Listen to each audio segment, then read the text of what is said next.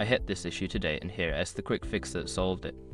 If you're facing payment failures on Xbox Web, follow these steps to get back to gaming.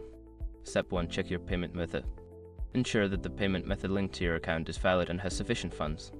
Sometimes expired cards or insufficient balance can cause issues.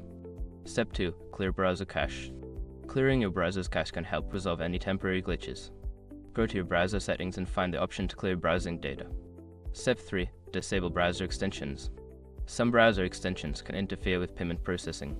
Temporarily disable any ad blockers or privacy extensions and try again. Step 4. Try a different browser.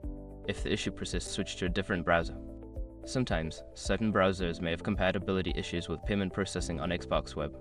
Step 5. Contact Xbox support. If none of the above steps work, reach out to Xbox support for assistance. They can provide specific guidance based on your account and payment history. Hopefully these steps help you resolve any payment issues quickly. Happy gaming!